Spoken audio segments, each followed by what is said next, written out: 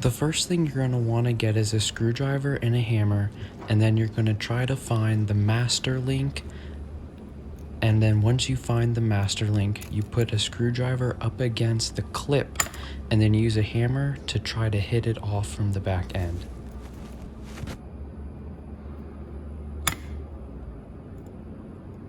Once you get the link off, there should be 4 circular pieces of rubber, but on this one there isn't. To take off the master link, you just pull from the backside. You'll need to take off this clip and pin that holds the chain adjuster mounted so that you can push the motor forward later on. Next, you'll need a 5mm Allen socket for the impact driver to get the bolts out of the silent blocks that connect to the motor. This is what holds the fan onto the motor. Make sure not to drop any bolts like I did. Before working on any electrical system, always make sure to cut off the circuit so you don't hurt yourself. I always take off the negative on the right. That's what I'm doing right now. There are 3 bolts that connect the motor to the computer. Make sure to take off each one of those, but remove the wire and then screw the bolt finger loose right back in. There's also a tiny clip that connects into the computer. Make sure to unclip that as well.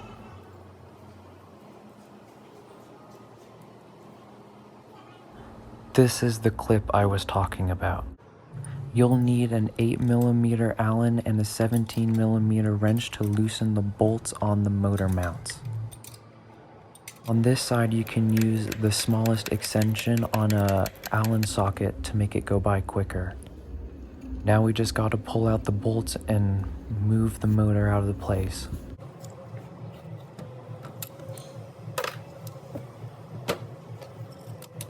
When we start to take the motor apart, use the impact driver, but when putting it back together, we want to do it by hand. You'll need a 4mm Allen socket to take out the 3 bolts that connect the housing of the fan to the motor itself.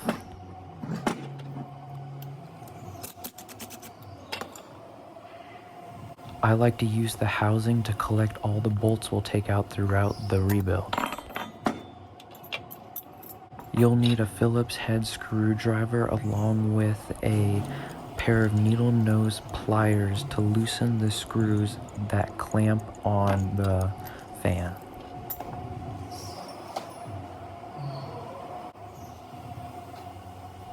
The best way to take off the fan is to use a crowbar and a rubber mallet.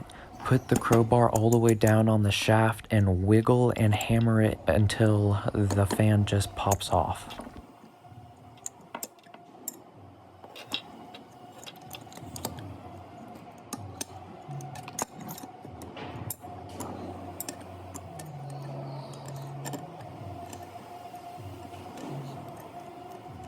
Throughout the rebuild, all the parts that we'll reuse, like the fan, make sure to clean with acetone or brake clean. You'll need a 6 Allen socket on the impact driver to get these off. These were fairly loose, so it came off easy, but typically it won't be. You'll need to get a ratchet most of the time to get these off. The impact driver will not be strong enough, no matter how charged it is. The easiest way to do this is to grab a pair of channel locks and a 22mm socket on a impact driver. You can do this while the motor is inside the go-kart, but since I'm doing a motor rebuild, I already had it out and I was going to change it anyways. Next, you'll need to get a bearing puller. This one I like a lot because I can attach it straight to my impact driver. This is what it should look like if you have it on correctly.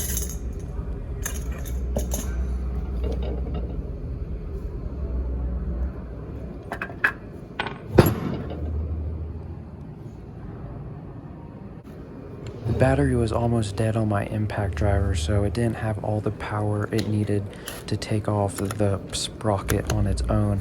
So I had to grab a ratchet as well as a pair of needle nose pliers to jam between the bearing puller and the thread to stop it from spinning while I put more weight on it. Thankfully, this one popped off fairly easy.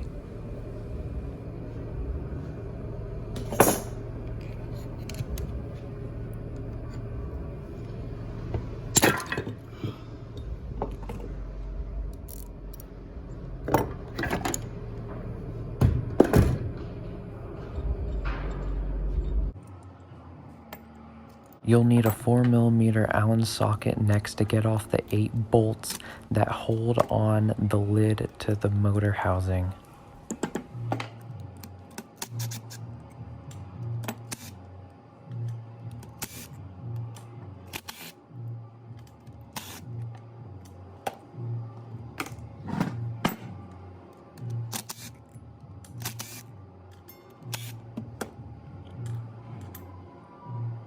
To get the rotor core out, you'll need to get the rubber mallet and hit the shaft until it starts to come out. Once the rotor core starts to come out a little bit, you can take off the metal lid of the motor housing.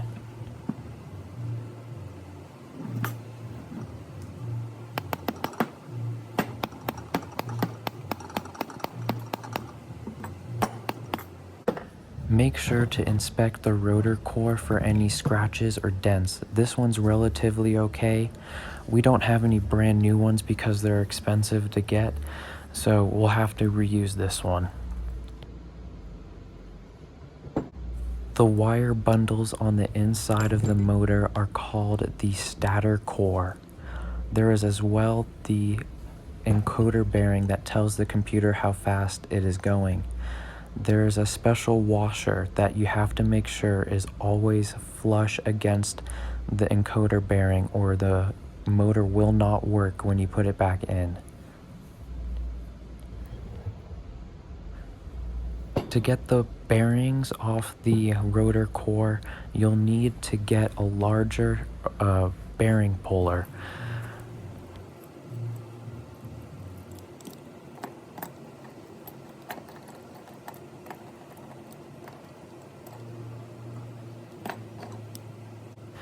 This one you can use a 17mm socket on the impact driver to make quick work of the bearing.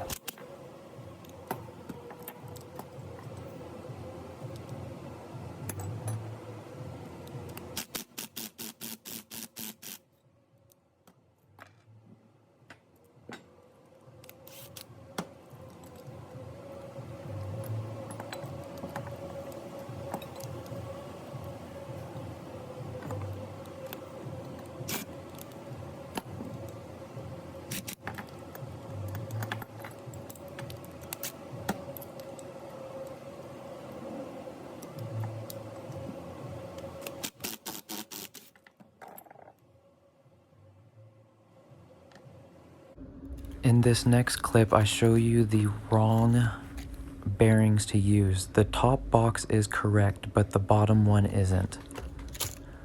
You can ignore that bottom box. This is the actual one that you'll need. The best way to put on the new bearings is to get 3 old axle bearings that you're not afraid to get damaged.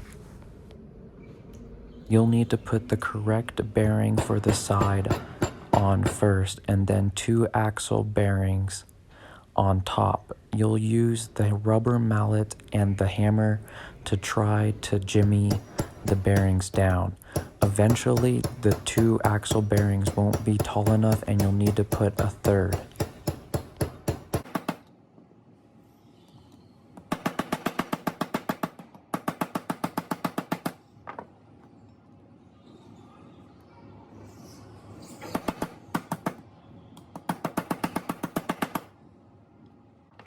The axle bearing is the same diameter as the shaft, so you'll need to use the bearing puller again to get off the axle bearing that you accidentally put on the shaft.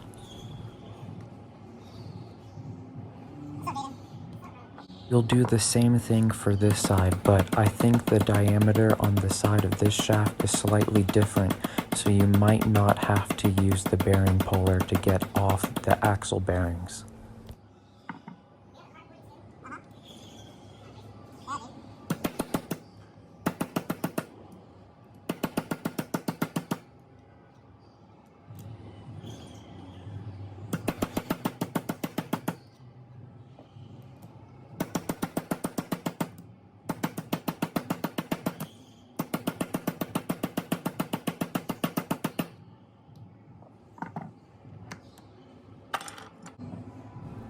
Next, make sure to clean off the rotor core.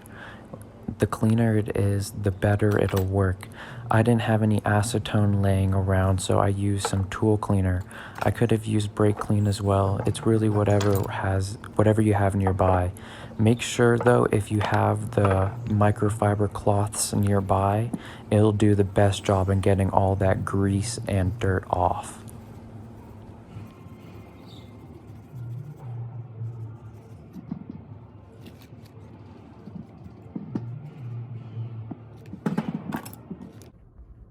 Once you're done cleaning the rotor core, make sure to use the rubber mallet to gently, very gently, hit in the rotor core into the encoder bearing. You don't need to hit the rotor core all the way in yet. We'll use the bolts that hold in the metal lid to the motor housing to pull it in all the way. You just need to get it close enough to where the bolts are long enough to hit the threads of the hole.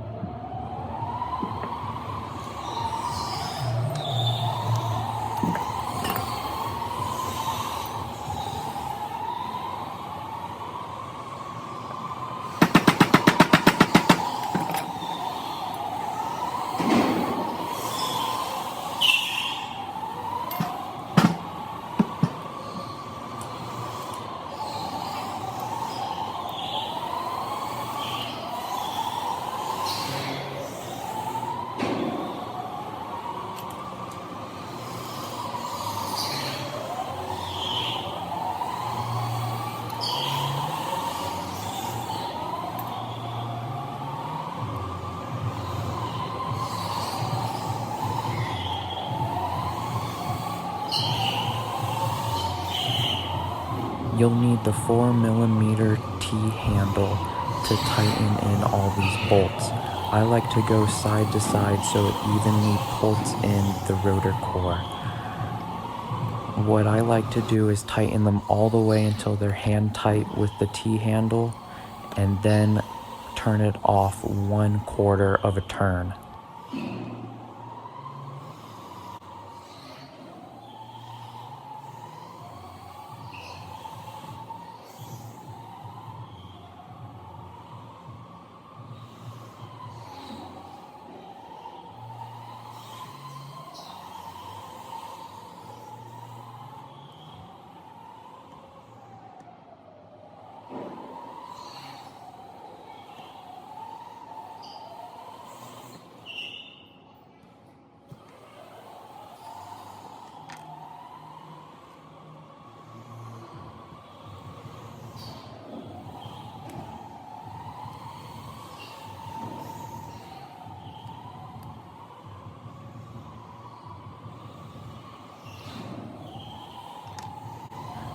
To put on the fan, gently hit it in with the rubber mallet.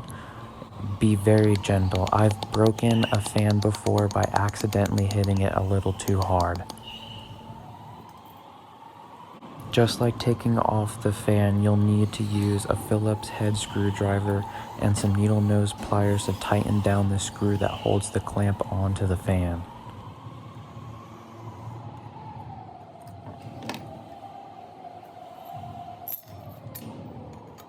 Use the 4mm T-handle to tighten the 3 bolts that hold the fan housing onto the motor just until they're hand tight. Nothing more is needed.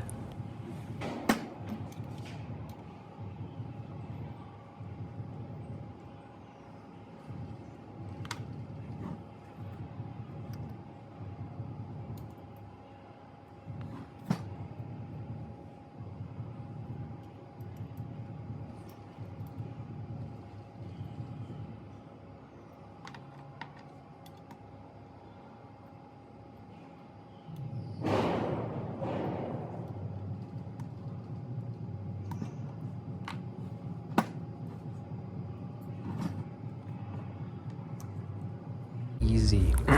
These have a line in the middle that lines up with the keyway that sometimes need to be replaced, but this one didn't, and it slides on pretty easy.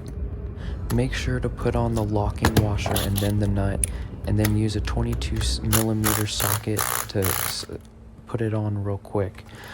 I've noticed you want minimum 2 threads showing, but my impact driver again was almost dead, so it didn't have enough power, so I have to use a wrench and a channel lock to hold the sprocket from spinning, as well as using my own strength with a ratchet.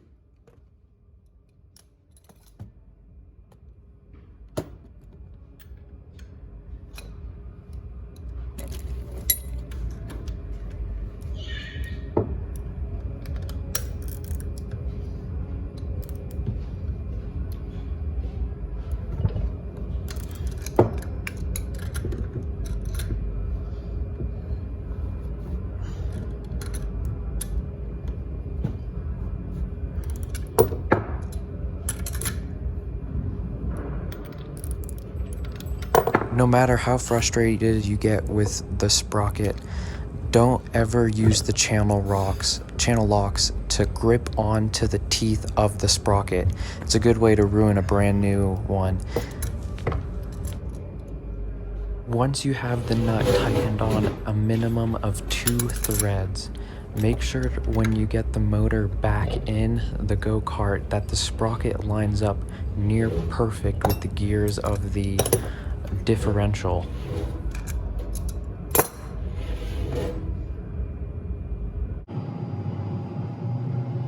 Unless something happens, this is the only time the motor should be out of the go-kart for 1.5 years. So make sure to clean it real well, because we'll only be spraying it down with the air compressor from now on once it's in. I again use just some tool cleaner and a microfiber rag to get it cleaned up.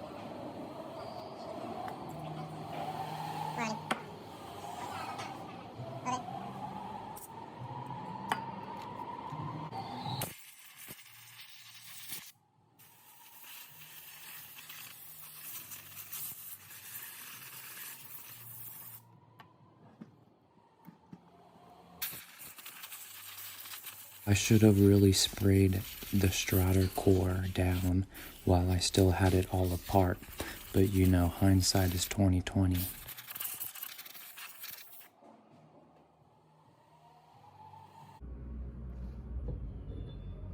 Make sure to have this motor mount correctly lined up with the other one, or you'll have to fix it again when you realize it when you put the motor inside the go-kart. These bolts that hold in this motor mount get loose really easy, so there's no such thing as too much Loctite on these.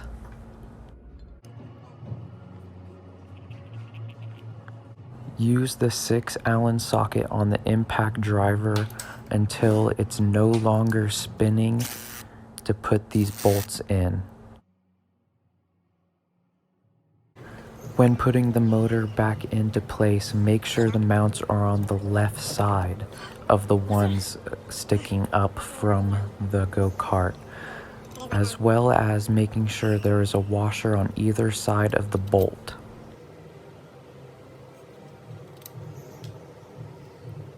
Just like when we took out these bolts, you'll need a 17mm wrench and an 8mm Allen to tighten them.